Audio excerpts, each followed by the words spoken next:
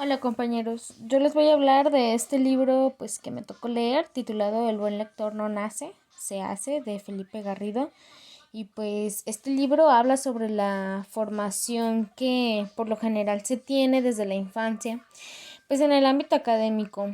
Hace algunas propuestas sobre lo que él cree que sería pues lo mejor para encaminar a una persona desde la niñez en el ámbito de la literatura. Y pues yo los recomiendo si van a dedicarse a la docencia, porque pues es literatura muy llevadera, muy simple y digerible. Y en caso de que pues no les interese la docencia y se quieran reír un rato, pues también los recomiendo, porque lo que más me gustó del libro es que todos los aprendizajes pues los narra desde las anécdotas que le tocó vivir a él. Y pues sí te saca unas risillas ahí en algunos capítulos. Y bueno, a grandes rasgos es como la descripción del libro. Y pues comencemos. Yo pues elegí algunos de los títulos de los capítulos, no elegí todos porque me parece algo repetitivo, la verdad. Todo lo que ya hemos estado mencionando desde el principio, desde cómo es que pues nos hubiera gustado, no sé, haber aprendido a leer o a acercarnos a la literatura. Ya contábamos pues que la maestra Claudia se andaba ahí chutando algunos libros prohibidos cuando estaba chiquita, y pues varios compañeros compartiendo sus experiencias, ¿no? Entonces pues yo quise hacerlo pues lo más simple posible. Y pues este es el resultado, ¿verdad? Entonces, esta cita yo la tomé, este no es un capítulo, es una cita pues aquí mismo dice, ¿no? De Juan José Arreola. Y es que Felipe Garrido se apoya mucho en él para como describir algunas, anécdotas también, ¿no? Y pues habla de que Felipe Garrido habla de que nuestro aprendizaje pues comienza desde que nacemos, ¿no? Que nos creamos en una esfera de la educación, así la llama él, que se conforma con lo que escuchamos entre pues nuestro entorno y pues posteriormente lo que hablamos, imitando pues todo lo que oímos, y ya que estamos más grandes leyendo y pues luego escribiendo, ¿no? Van de la mano, son cosas que son acciones que no se pueden separar. Y pues en este caso, como Juan José Arreola dice, nuestro modo de hablar es nuestro modo de ser. Felipe Garrido coincide en que pues toda nuestra historia es el reflejo de cómo nosotros nos expresamos, de cómo nosotros, los que se dedican a escribir, pues cómo reflejan toda su historia, todas sus vivencias a través de la escritura, y pues creamos como nuestra personalidad, ¿no? Y bueno, continuamos. Este sí es un capítulo del libro, La libertad de elegir. Y pues habla mucho sobre cómo los niños se van acercando a la literatura. Y me gustó una parte de este capítulo en el que menciona cómo fue su experiencia en la primera escuela, ¿no? A la que fue a dar clases de literatura. Dice que era un colegio que llegó y que pues los muchachos eran un poquito desmadrosos y que no les atraía la literatura para nada, ¿no? Entonces él dijo, ¿cómo voy a hacer para que estos chavos volteen, me hagan caso en mi materia? Y un día sin más se le ocurrió pues llegar a la clase, y en los primeros 15 minutos de la clase se sentaba y empezaba a leer una parte de algún cuento que se topara que le gustara, ¿no? O sea, que se hubiera topado, perdón, y que le gustara. Les llevaba secciones de cuentos, unos muy divertidos, otros un poco más macabros y así. Entonces los chavos empezaron a ver así como del profe, de qué onda, ¿no? Porque siempre llega y lee primero y no nos da la clase nada más. Y los chavos empezaron a interesarse poco a poco en todo lo que él llevaba, hasta el grado que pues ellos fueron eligiendo ya luego los textos, y ellos mismos también se animaban a leer. Entonces pues esa es una de las anécdotas que a él le tocó vivir en el primer colegio al que tuvo que dar clases, ¿no? Y lo que me encanta es la comparación con otra escuela a la que él fue, que pues era muy distinta, ¿no? Entonces él llegó a esta escuela que era como mitad orfanato, mitad como colegio, pero pues para niños desprotegidos y así. De hecho fue en Torreón, Coahuila, y pues fue por la era así como de los zapatistas y eso, de la revolución. Y pues él llegó muy salsa con los chavos, eran niños más chiquitos y llegó y fue así como de, ay, pues yo ya sé cuál es mi técnica, yo voy a llevar mis textos, voy a leerles 15 minutos antes y van a pegar, ¿no? Va a pegar chicle aquí con estos chavos. Entonces, él fue y les leyó un poema y los niños así como de, ¿qué onda con este güey?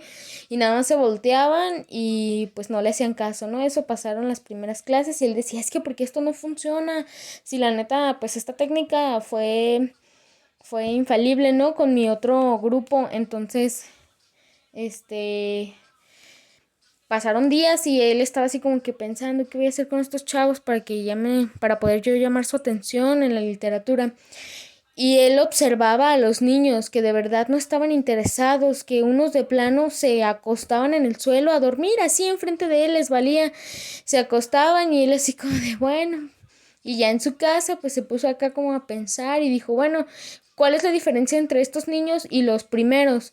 Bueno, primero es colegio y este es un orfanato, ¿no? Entonces son personas pues de distintas clases sociales, han vivido pues cosas muy muy distintas y en la segunda escuela eran niños pues desprotegidos que les había tocado cosas gachas, o sea, un poquito más sufridos, ¿no? Los niños. Entonces dijo, ah, ya sé, me voy a llevar algo acá bien estilo mexicanote para ver si pega. Y pues se lo llevó, ¿no? Se rifó. Y ya en la clase, empezó a leer y todos los niños así como de, ay, otra vez, no manches, no, no me gusta, ¿no? Y entonces él empezó a mencionar que balas y que se iban y agarraban los caballos y se trepaban al caballo, pues, agarraban la fusca y ya tomaban una parte del sector de la población, ¿no? Y empezó a mencionar nombres como Emiliano Zapata, Victoriano Huerta, Pancho Villa y eso. Y pues los nombres ya eran un poquito más familiares para los niños, entonces ya capturaba su atención y los niños decían, arre, esto sí me late, y ya después bien atentos estaban viendo, no, ay, ¿qué pasó después? Y así, porque pues para ellos era algo común, todo esto de las guerrillas y estaban relacionados con ello, entonces pues, bueno, con esto quiero decir que en el capítulo de la libertad de elegir, Felipe Garrido dice a los niños, como pues están acostumbrados a tener una literatura normal como para los niños, que por lo general es como estilo moralista, educativa, un poquito más de crear conciencia de que si haces esto te va a pasar aquello, pues decía él que no toda la literatura es para todos los niños, no toda la literatura infantil, perdón, es para todos los niños. Hay que darles chance de elegir su propia, vamos, como esencia en la literatura y pues apegarse a ello y así entonces vas a crear un poco más de ánimo en los niños para poder elegir su propia literatura, ¿no? Hay una cita en el libro en la que dice, en todo caso, no está mal que cada libro encuentre sus lectores. Borges decía que cada libro está a la espera del lector que le corresponde. Y pues tenía la boca retacada de razón, ¿no? Al decir esto, porque pues no todos los libros son para todos. Fácil te puedo decir yo a ti, oye, ¿sabes qué? Yo me chuté este libro, está muy bueno, léetelo, te lo recomiendo. Y tú lo lees y dices, esto ni al caso, no me late, no me llama nada la atención. Y pues lo largas, no lo terminas, ¿no? Y bueno, aquí puse una frase que dice, hay que formar primero el gusto, la ficción, alimentar el amor y luego si acaso llega, vendrá la erudición. Felipe Garrido dice que hay que hacerlo paso por paso para no atiborrar al niño o al joven que apenas empieza su encuentro con la literatura, para que sea digerible para él y no se asuste, ¿no? No hay que meterle literatura de la que hay que pensarle un buen de rato, luego, porque pues van a desertar, ¿no? Y bueno, continuemos. En la parte de, en la parte de imaginación y enajenación, que es otro capítulo, yo puse aquí 3 ejemplos, uno de Matilda, el otro de La telaraña de Carlota y otro que no es pues tan conocido porque está como invertido al que conocemos, Los tres lobitos y el cochino feroz. Bueno, Felipe Garrido dice que a los niños hay que enamorarlos con lo que a ellos les atrae, como les decía, hay que ver qué es lo que les gusta y pues hacer que su gusto crezca, porque esto les trae beneficios como la imaginación y con ello pues viene el gusto encantado, desbordado, desmesurado y pues que ejemplifica con la palabra enajenación, ¿no? Y bueno, continuemos. En, en esta diapositiva, bueno, este no es un capítulo tampoco, pero es una sección que creo que debí de haber incluido y pues lo hice. Se llama la palpabilidad de lo real. Aquí quiero llegar con esto, es que, bueno, además de todos los beneficios que trae la literatura, desde que somos chiquitos, desde pues buena memoria, agudizar los instintos, que es un buen ejercicio mental, que el intelecto, que mejor comunicación y todos esos beneficios que nosotros ya conocemos, bueno, pues también viene descrito en el libro que entre más la persona conoce palabras para describir mejor su entorno, más real es el mismo entorno. Entonces, está muy, muy padre que los niños se vayan llenando como de palabras que pueden hacer una descripción más minuciosa, perdón, de su mundo, de lo real. Hay un cuento que hicieron video ilustrado muy, muy padre que me topé hace unos días, un cuento que se llama Conociendo el mundo con otro sentido. Es una niñita que es ciega y bueno, si pueden buscarlo en YouTube, búsquenlo, está súper sencillo de encontrar. Es una niñita que es ciega y conforme va tocando las cosas en el mundo van apareciendo y me gustó esta comparación de lo que leí con este cuento que me topé porque hay un momento en el que pasa un avión por encima de, no por encima de ella, pues por arriba en el cielo, por encima la atropellaría, pero bueno, no, por arriba en el cielo, y ella lo describe como una ballena voladora. Me imagino, quiero creer, es una hipótesis mía, que la niña conoció este animal, las ballenas, pues no en persona, ¿no? Pero sí en algún peluche, alguien que se lo describió o algo así, y ella se imagina que así suenan las ballenas, como el avión. No se dibuja en el escenario un avión como tal, se dibuja la ballena, porque lo que conoce la niña es, pues la ballena y asocia a ella con el avión, ¿no? Pero bueno, está muy padre. Y bueno, esta cita dice, las cosas y los actos empiezan a existir cuando los nombramos. Esto es a lo que me refería respecto al cuento. Cuanto más nombramos, bella o terriblemente, más poblados estamos. Ya lo entenderán todo muy muy bien qué onda, porque les dije lo del cuento con esta cita. Mejor trazadas nuestras ciudades interiores, más frondosos nuestros bosques y profundos nuestros océanos, más películas proyectan nuestros cinitos, particulares. Llamamos imagen a una combinación de vocablos lo bastante talentosa o por lo menos hábil para hacernos ver dentro de nosotros. Si se dice bien, si se lee bien, aparece. La palabra hace aparecer el mundo, revela caminos, abre los ojos, las orejas, agranda el espíritu y fortalece el corazón. De verdad, si tienen chance, búsquenlo, está muy padre, no les quita mucho su tiempo y pues hashtag inclusión, ¿no? Como para que veamos otras perspectivas, perdón. Y bueno, continuemos. 2 lecciones. Este sí es un capítulo del libro y se llama así, literal. ¿Por qué?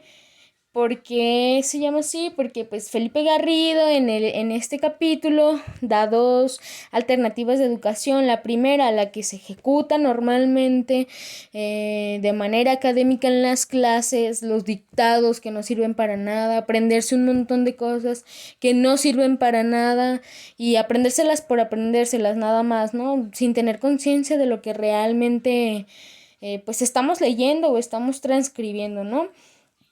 Y en el otro, en la otra propuesta es la que él hace, que ya les había comentado, acerca de hacer que pues el niño se acerque a la literatura y se enamore y elija sus propios gustos y diga, este sí me lo llevo a mi casa, este no, y empiece como a nutrirse de cosas, pues que le van agradando, ¿no? En la literatura y pues básicamente eso es lo único que dice.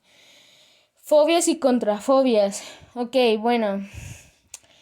En este capítulo la verdad es que sentí un terrible, profundo miedo visceral y se los voy a explicar porque creo que ustedes también la han sentido, se la han de imaginar y bueno, esto es lo que él dice. Felipe Garrido dice, imagínate que una persona llegue a vivir 90 años, que yo, ¿no? Yo, tú, quien quieran. Que una persona vive 90 años, así, y 90 años se me hace muchísimo, pero bueno, eso dice el vato, 90 años.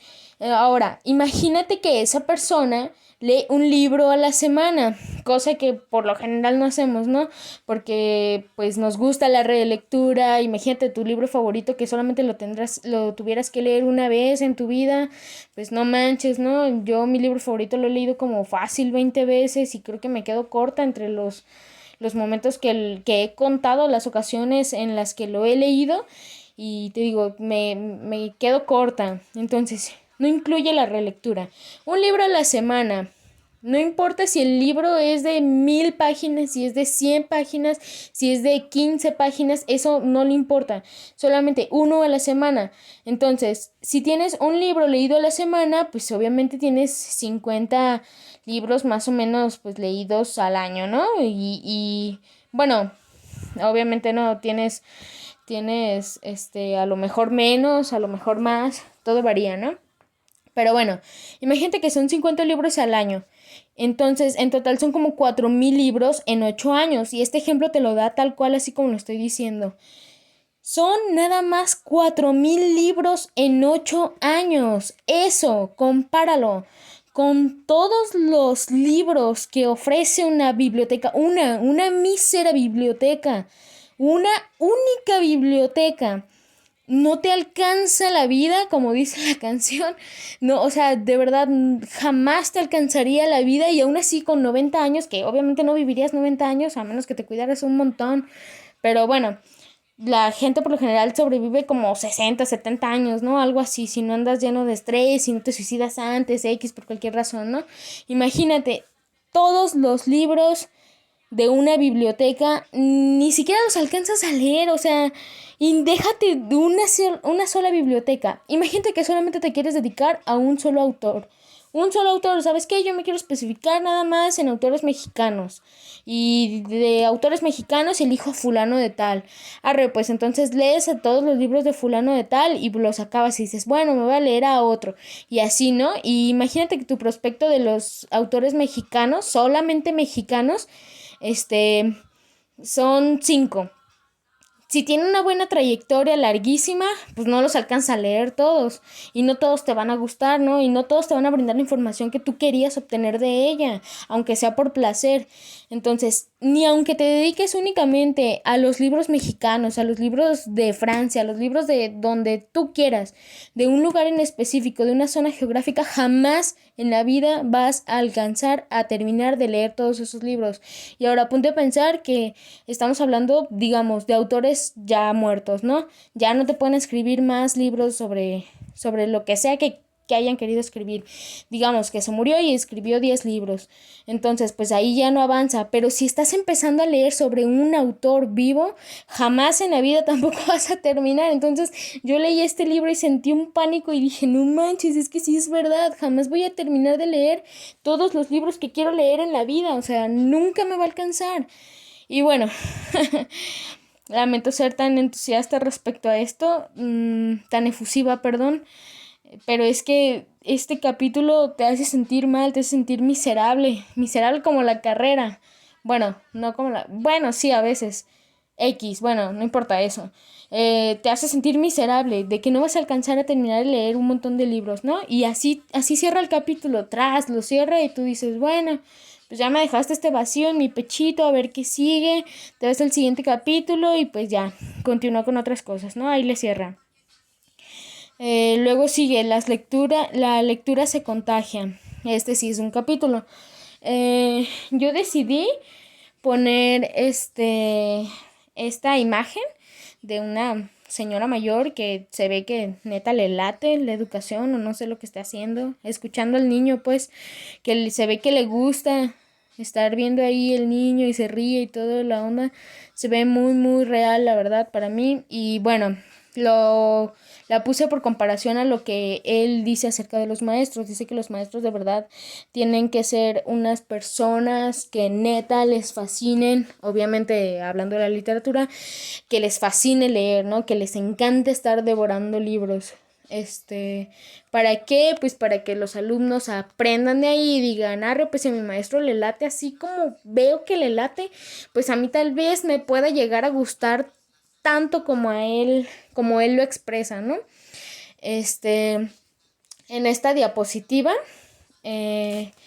habla acerca de pues los beneficios de tener gente lectora en el país y te dice pues que se tendría más prosperidad en el país sería más empático, más democrático, los servicios de la escuela podrían extenderse más, habría más servicio de educación de calidad, habría más demanda de libros, por lo tanto se producirían más y serían más baratos, además de que también las bibliotecas se extenderían a barrios marginados, ¿no? Como es en el caso por ejemplo, yo podría hablar de aquí de Tonalá, casi no hay bibliotecas y las pocas que hay, pues la gente no las pela, ¿no? A la gente de aquí no le interesan. Entonces, imagínate que hay chavitos aquí en un montón de escuelas que están, pues formándose en la educación y que no les interesa, ¿no? De verdad no les interesa tener un desarrollo en la literatura para nada. Y bueno, pues continuemos. En este capítulo, arte, cultura y bienestar, yo lo estaba leyendo y empezaba a hablar sobre cómo los niños se formaban con actividades extracurriculares y cómo eran clasificados ante la sociedad. Yo me acuerdo súper bien que en la primaria había compas que uno que otro así muy muy contados que decían, no, pues yo saliendo de aquí me voy a, no sé, clases de piano, yo de aquí me voy a clases de natación y cosas así, ¿no? Y yo decía, pues es gente de varo. Entonces cuando yo estaba leyendo este libro de Felipe Garrido, Felipe Garrido, perdón, pues decía que por lo general la gente piensa en el arte como dinero y pues el dinero es privilegio, ¿no? Es posicionarte en una clase social un poco más alta a la que se tiene muchas veces. Entonces yo lo leí y dije, caray, soy yo, neta, yo sí pienso eso, yo creo que la raza prospera. No prospera, avanza en las actividades extracurriculares, ya sea como de arte y cultura, clases de dibujo y esas cosas, pues porque tienen la posición de darse ese lujo de ir y aprender independientemente a lo de la escuela, ¿no? Uno que pues es pobre tenía que irse a trabajar y así, ¿no? Y bueno, Felipe Garrido me hizo coincidir con él en muchas cosas. En una de ellas, como lo es esta, pues sí me identifiqué. Luego en otra ocasión, un poquito más abajito, en el mismo capítulo, dice, pero no, esto no significa que las personas de mayor dinero, de mayor clase social o con más dinero tengan pues el acceso a estas clases de arte extracurriculares, perdón, o de cultura. Porque hay gente que neta no tiene dinero y de todas maneras, aunque está interesada, pues intenta progresar, ¿no? De una u de otra forma, busca la manera. O sea, hay gente que dice, no, pues no me puedo pagar una clase, pero le voy a dedicar saliendo de la escuela 2 horas a dibujar o esa clase de cosas, ¿no? Que pueden practicar por su cuenta. Si tienen el interés, pues se puede, ¿no? Este, que para mí sigue pareciéndome como un privilegio, porque pues salir de la escuela y dedicarle 2 horas de tu tiempo a eso, pues está muy chido, pero cuando no puedes, pues te vas a trabajar, ¿no? Para mí sigue pareciéndome algo de clases sociales, pero también tiene razón, es cierto que hay mucha gente que yo conozco que pues desde el barrio los ve salir, perdón, y se van con todo, ¿no? O sea, triunfando en lo que se dedicaron a, a hacer de actividad extracurricular. Y bueno, eso ya, el segundo punto de clases sociales igual a unas más cultas, a las clases altas más cultas, pues es fake, ¿no? Ya aquí ya queda desmentido gracias a Felipe Garrido. Igual cualquiera puede tener su propia opinión respecto a esto. Como les digo, yo tengo otra opinión, pero pues Felipe Garrido trata de argumentar muy bien, ¿no? Y luego pues tenemos tipos de literatura. ¿Con esto a qué me refiero? Como ya les había dicho, Felipe Garrido dice que cada, cada persona tiene una historia y con ello una forma de escribir porque plasma su historia, su personalidad en ella y así, ¿no? Entonces, bueno, él dice que sucede exactamente lo mismo a nivel pues un poquito más amplio geográficamente, ya no solo una persona, no solo una región, sino que pues también un estado o un país incluso. Entonces hay un capítulo que dice una historia, no, un país, una literatura. Y pues habla sobre eso, ¿no? La variabilidad de la historia del lugar, pues que es diferente la de cada quien, aun cuando convergen en cierto punto, cada posición es distinta de cada país. Por ejemplo, la conquista en México. No, pues nosotros tenemos una versión respecto a ello y obviamente los españoles tienen otra versión respecto a ello. Entonces, pues ya son historias distintas, ¿no? Aunque sea la misma historia, es una perspectiva totalmente distinta de cada país y pues cambia. Luego tenemos libros como parejas. Este punto me parece un poquito meloso porque Felipe Garrido dice, una persona que lee tiene que ver a su libro, el libro que eligió obviamente, como su pareja. Tiene que sentirse cómodo con el libro, tiene que estar totalmente pleno, tiene que estar enamorado de lo que está leyendo, tiene que decir, esto me encanta pasar tiempo con él, me encanta salir, llevármelo en mi bolsa. O sea, no puedes llevar tu pareja en tu bolsa, ¿no? Pero puedes salir y llevarte al libro y pasar tiempo a solas con él, íntimo, acá, muy llegador y todo eso. Entonces, él describe a los libros como parejas y que así tienen que ser, ¿no? Y bueno, continuamos. Fuera del diccionario. Este es otro capítulo. En este capítulo, pues ya toqué uno de los puntos, me adelanté, un tipo de literatura por país, creí que no lo había puesto, pero pues ya está explicado, ¿no?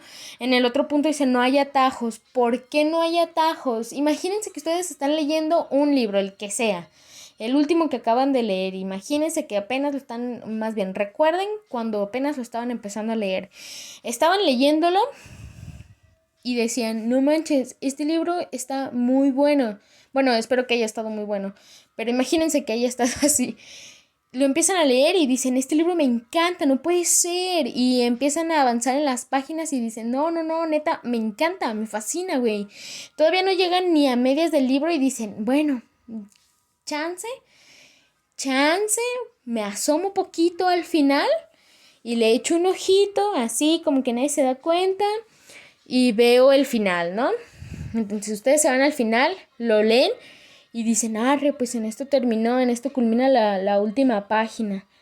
No, pues ya lo leí. Imagínense que dicen eso, ¿no? Ya lo leí. Ya lo leí porque pues ya sé cómo empieza, ya sé cómo termina, ¿no? Ya me sé la historia y te la imaginas, ¿no? Así no, pues esto y esto y esto pasó, ¿no? Para que tuviera este final.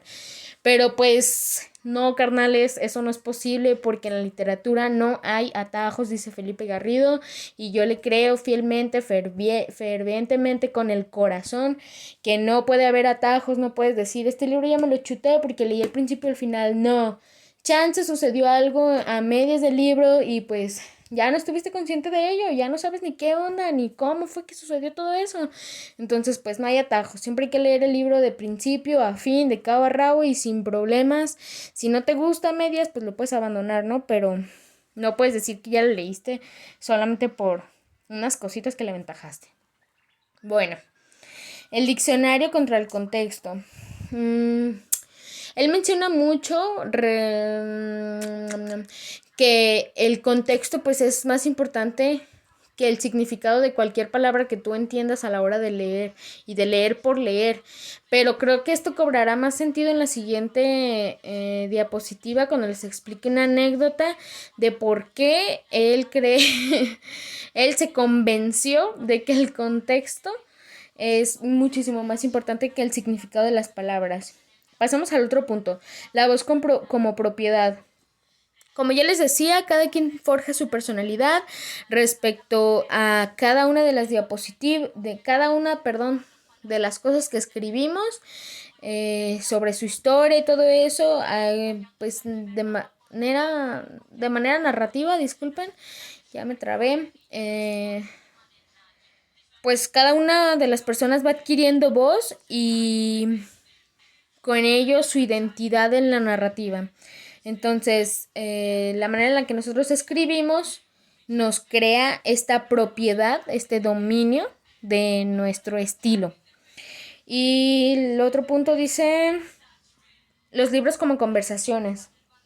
Ok, bueno, hay una cita que me gustó bastante, que es de la revista Vuelta, y pues fue escrita por Gabriel Said.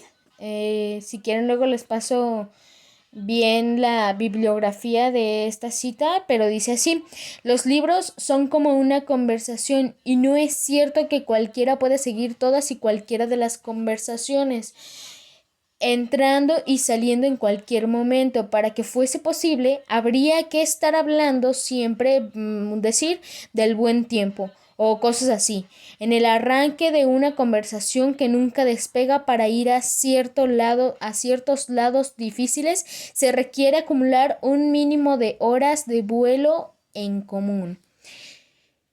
Esta cita quiere decir que, por ejemplo, yo estoy platicando con mi hermana sobre mi tía a la que me cae gorda, y estamos, no sé, criticándola bien concha, bien tranquilas, y llega mi prima, otra prima, obviamente no la hija de esta tía, y dice, no, pues sí, arre, y se pone a opinar, no, esa tía también acá, y qué sabe qué, y así empieza a decir, ¿no? Entonces mi hermana y yo nos quedaríamos así como de, ¿qué onda? Tú ni siquiera sabes de qué estábamos hablando, ¿no? Ya tenemos como media hora platicando de esto y tú nomás llegas y metes tu cucharota. Sí, sí, sí, claro, sí, Simón. Pues es imposible para esa prima que llegue y nada más mete su cuchara asumiendo que sabe qué es lo que nosotros hemos estado hablando durante una hora más o menos, durante 2 horas, durante el tiempo que llevamos hablando mi hermana y yo, criticando a esta tía por cualquier cosa. Ella tendría que, primera, conocer el aspecto que nosotros estamos criticando. Segunda, nuestra posición respecto a esa tía. Y tercera, saber simplemente el contexto de lo que estamos hablando, la situación, el mero chisme. Si ella no sabe de qué estamos hablando, no puede llegar y meterse así nada más. Entonces, esta frase de Gabriel Said es básicamente eso, ¿no? Resumido a muy grandes rasgos. Y bueno, continuemos. Esta anécdota está buenísima. Ok, aquí dice la cita: unos hombres blancos a caballo, en sillas y con sus güeras. Bueno, Felipe Garrido estaba trabajando en los confines de la cristalidad, así dice, y pues en la mera investigación, él estaba haciendo una traducción, entonces investigando y traduciendo, se topa con esta frase, la de abajo, que dice Quicksilver o algo así, and Blonde Woman. Entonces, él la ve y dice, caray, ¿qué onda, no? Con esto. No logra traducir pues al momento y se va al libro traducido, creo que fue en España o algo así, y lo lee por otras personas, fue traducido por otras personas, lo lee en esa sección y lee la descripción rubias y azogue. Y dice, ¿qué? ¿Qué onda? Ok, revisa otra traducción más antigua perdón, menos antigua, porque la más antigua es la de Rubias y Azogue, traducida en español en España, y luego se topa con la otra y la lee en donde mismo, y está traducida como Azogue y hombres blancos. ¿Qué pasa con este texto? Bueno, el texto es sobre un diario que se lleva a cabo en excavaciones que se hacían pues para encontrar pues metales preciosos. Entonces pues el hombre que está escribiendo el diario dice que al momento de ver una situación, esta situación que está describiendo, él describe tal cual que hay unos hombres blancos a caballo en sillas y con sus güeras, ¿no? Entonces se queda Felipe Garrido como de, no entiendo qué onda con esto, vamos a ver más o menos el contexto.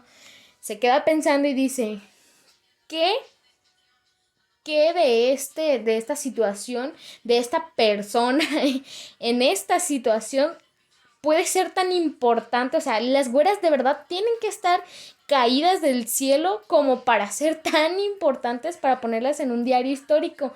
Dice, no, de verdad.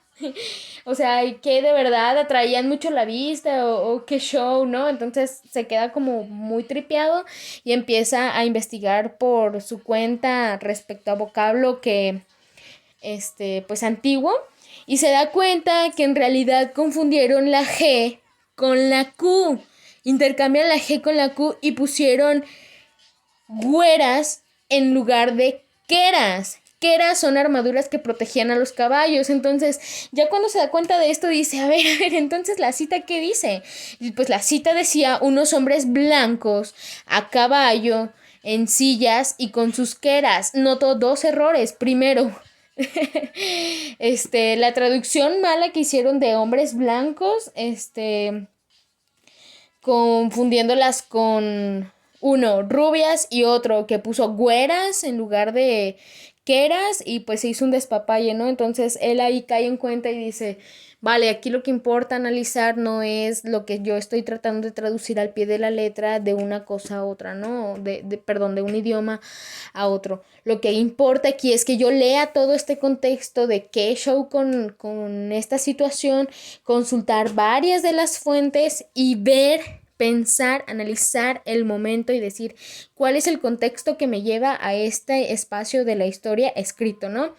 Y dice, tal cual, ahí lo puse, lástima, a mí me seducían más las misteriosas güeras, porque pues dice, pues ya que, ¿no? No son güeras, eran queras. Y bueno, este es uno de los capítulos que narra muy graciosos, que pues la verdad sí les recomiendo de leer, ¿no?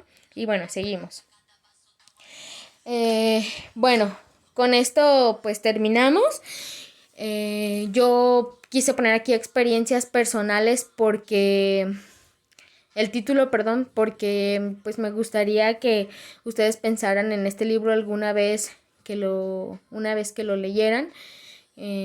Lo mismo que yo, ¿no? Lo que me dejó pues pensar, reflexionar de lo que he vivido, es lo que ya habíamos dicho, quién nos enseñó a leer, cómo fue nuestra experiencia al momento de aprender, qué hubiera cambiado o preferido de ello, qué haría yo de ahora en adelante, estas típicas preguntas que ya venimos pues haciéndonos desde el principio del semestre. Y pues nada, eso es lo que a mí me dejó el libro, y si quieren leerlo pues chútenselo, está tranqui. Son como 70 y algo páginas, pero pues la letra está muy de buen tamaño y como les digo, es muy digerible, no hay trabas en nada de lo que dice, y trae citas muy padres al pie de página que ustedes pueden consultar por su cuenta y pues la verdad es que están muy chidas, muy enriquecedoras. Y bueno, eso es todo. Gracias por su atención y listo, bye.